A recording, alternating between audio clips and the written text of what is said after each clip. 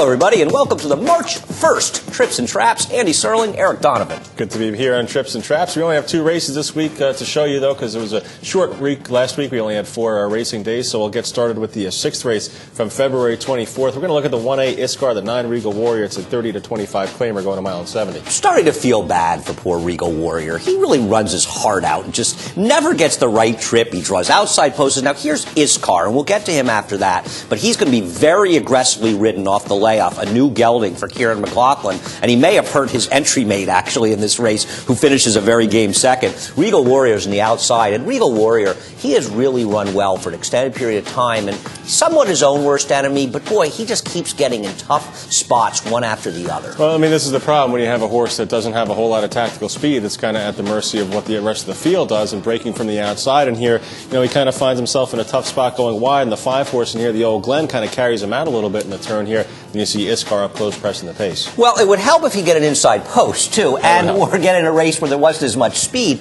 because I think he has enough speed to get himself in position. He just keeps drawing wide against fields full of fast speed horses, and he continuously runs well in these races. He's been running well really all winter, and I think as good as he'd ever run before, but it doesn't look like it because of the circumstances. Yeah, and we'll see what happens. Next time out, he did get claimed out of this race by Rick Dutrow Jr., so you're probably looking at, you know, a little bit of a shorter price just because of that factor. Iscar still up close, chasing the pace 3 wide. Well, Rick and or his owners, the new owners, clearly saw something that we saw. Now, Iscar, getting to him, he's coming off a layoff. He was a little bit on the slow side, but he's a horse who in his good races had a chance in here. And he was super aggressively ridden by Ariel Smith, who's not the most aggressive rider, which leads me to believe, and you see them both moving together. Regal Warrior's made that big move. Iscar is now aggressively going after his entry mate, who finished second, Hockley, and was really the best in this race. But having said that, you see Iscar, it just feels like off the layoff, this was a determined prep in here to get him ready. I don't think it dramatically hurt his entry mate. But regardless of that,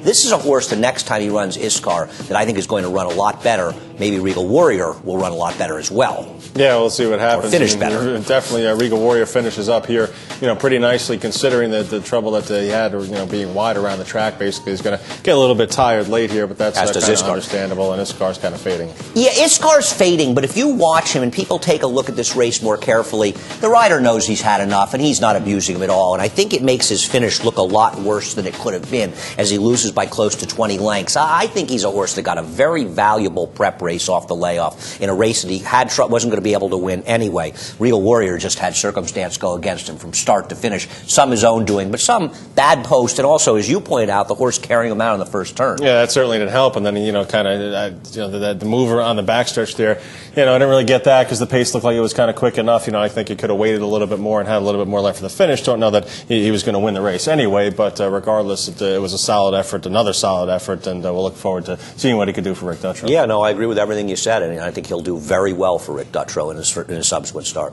All right, our next race and last race is the 7th from February 25th, the New York bred maiden special weight going a mile for 3-year-olds. I want to talk about a few horses, 2 of them first-time starters. One you see on the outside broke very slowly, this gray. That's the 11 horse. The 5 horse Pinball took money for Bill Mott, but I also want to talk about this horse, Shy Humor, the 4 horse, who ends up running second to last. Shy Humor needs a sprint, but to me, if Shy Humor was going to try to go long in here, and I understand it was a competitive pace on paper, they needed to ride him aggressively. Instead, it feels like Cornelio Velasquez, who rode him, was doing everything he could to try to rate a horse who needed to be on the front end, and competitive pace or not, the long shot leader ends up finishing second. Here's the 11 with that seagull, and there's Pinball, the other gray behind him. I thought Pinball got a very good trip.